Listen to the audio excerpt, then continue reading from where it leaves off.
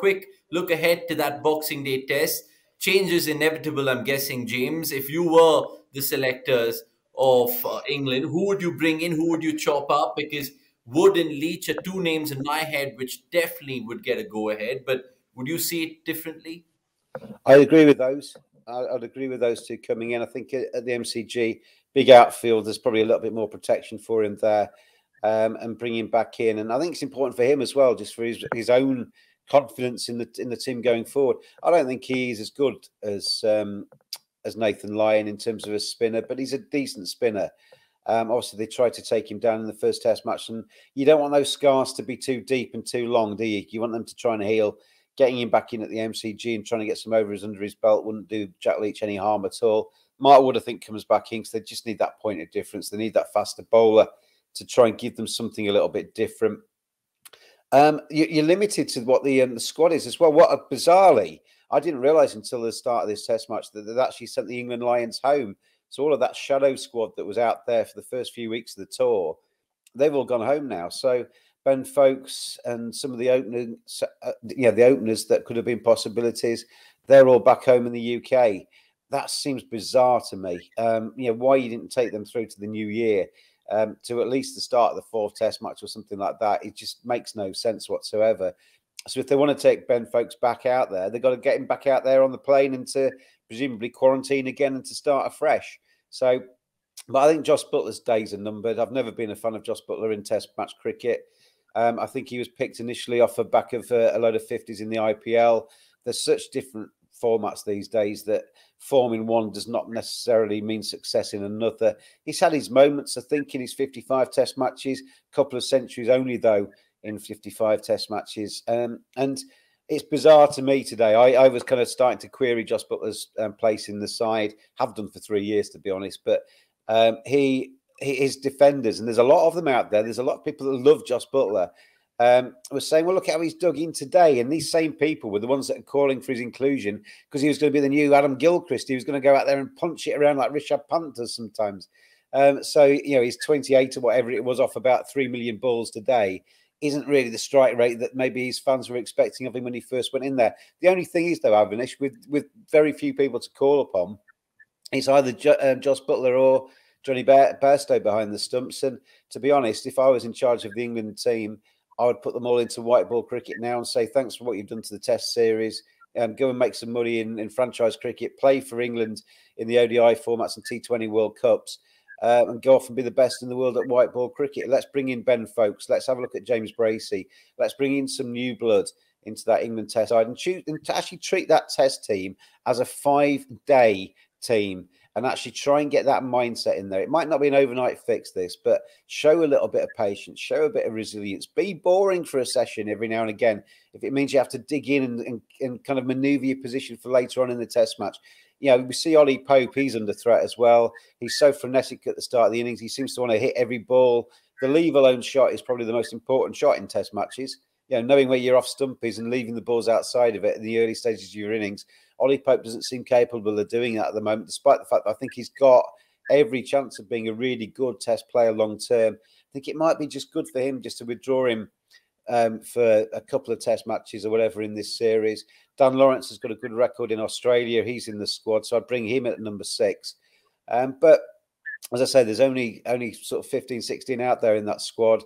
So it's, small pickings really in terms of changes at the moment. But I think they might be fairly consistent for the third Test match because they are still mathematically in the series. I can see Jos Buttler getting another go purely off the back of that 28. Joe Root and Ben Stokes and Jos Buttler seem to be the kind of like the engine room in terms of the leadership group in that Test team. I think they're very reluctant to drop Jos Buttler from that Test team, although I think it would be the right thing to do. But yeah, it's going to be interesting to see how England do regroup. They've got a few days, haven't they, before now and the Boxing Day Test match to get in the nets and to try and work out a few things. But yeah, Rory Burns has looked like a walking wicket at the top of the innings.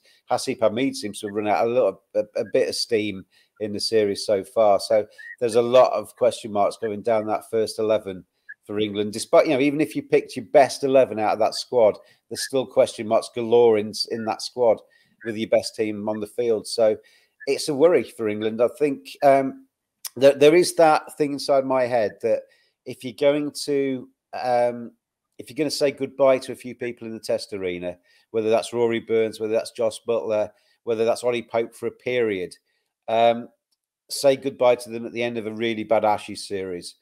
Let them be almost like the fall guys for a bad Ashes series, because it's not necessarily the right time to bring in a new player. Ben Foakes coming back into the Test teams on a hiding to nothing almost if he comes in with Australia so much on top in this series. Maybe the first Test match of a new English summer, or or the West Indies, I think, in the Caribbean in the new year, might be the best place to actually bring some players like that in, where they can come in and start afresh as a new kind of ethos, new mindset. Joe Root's under threat as captain as well, but there's nobody else to replace him. Feel sorry for Joe, because he's setting himself very high standards with the bat, scoring loads and loads of runs. He's on the verge of breaking the record for the most runs scored ever in a calendar year. If he can score, I think, a century or so in the final Test match, then that would get that record. But at the moment, he's setting the standard, he's setting the bar, and he's trying to drive everybody else towards that standard. And the rest of the team, unfortunately, is falling very short. Indeed, they have. And it's been great unraveling this second Test with you. Of course, plenty to gather from what you said, because it was a monologue. Who would have thought of Buttler criticizing a fellow Buttler? But I've been desperate, Avnish. I've been desperate for Josh Buttler to do well in the Test team. To see that white shirt with Buttler written on the back of it. There's not many 2T Butlers in the world. We must be related probably at some stage back in the history. But I'd love to have seen him do well. I'd love to see him come into that Test team and actually play the way that the people that want him to play in that Test team think he can. But it's just not happening. 55 Test matches, it's just not happened. Indeed. I mean, and when you think about this Test, it's such an eventful one for Buttler. He had like a couple of stinkers behind. Pryor, of course, calling for his head in the second day or so, saying it's just lazy wicket keeping, and then the blockathon, like you just talked about, and then the hit wicket to really sum it all up. So it hasn't been Buttler, hasn't been England's day. The thing is, Avnish, with that, I mean, we could do an entire chat on this subject alone. But do you pick your best wicket keeper, or do you pick the best batsman who can also put some gloves on? And that's been a long debate down the years. I mean, Adam Gilchrist has set a very unfair bar for everybody, because he's a once in a generation, once in a lifetime cricketer, Adam Gilchrist.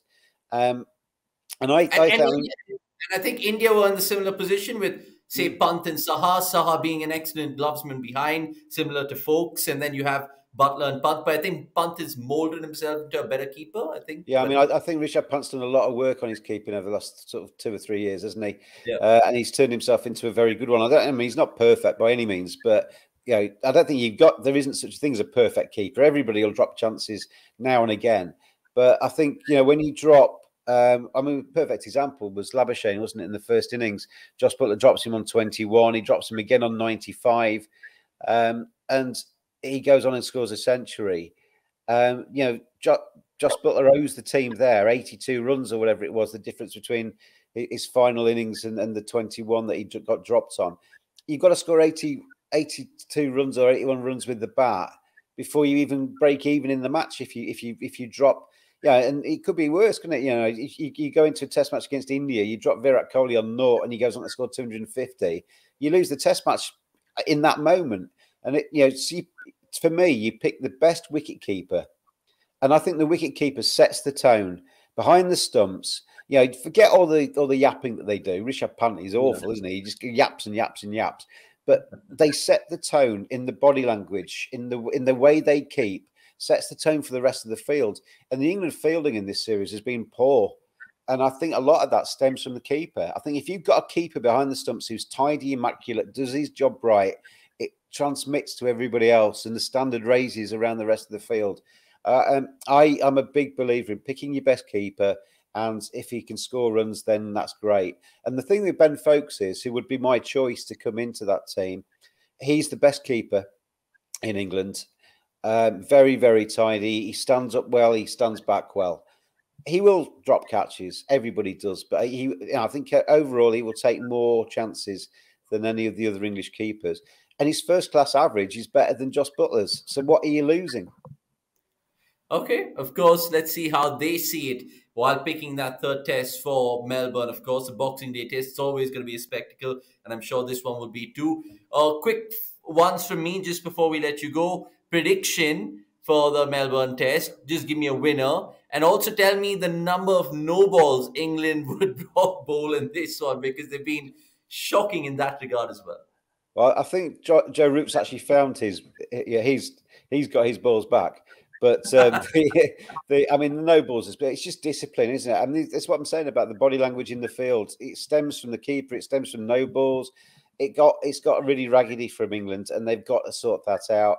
In terms of predictions, Avanish, I started off this series being, there's this phrase: "It's the hope that kills you," and it's the hope at the start of a big series. Any country going into a big series thinks, if only that batsman performs, if that bowler can do well, if we can take our catches. Well, all of those ifs, they're coming down as naught, as no's for England at the moment. And I'm starting to think this is going to be 4-0, 5-0. And the MCG test can be a draw. So the hope that's left in me is seeing that test match as a draw. The realist that's kind of on my other shoulder is thinking Australia have got this series in the palm of their hand now, and it could be a comfortable win again. Okay, let's see, of course, if it really happens the way you want it to be or the way you're predicting it. Let's see. Only time will tell. Thank you so much, James Buttler, for making your time felt and presence felt on cricket.com as ever. We'll catch you soon. Thanks, Avanish. Cheers. Right, so that was, of course, a sad Englishman, but look, let's be honest, it's been inevitable, some would say, watching around the world with the Ashes going on the way it has. It's 2-0, it's too good, some would say. We'll see you soon. Until then, catch cricket.com for all the stats and analysis. I'm sure you'll have a good time checking out our website.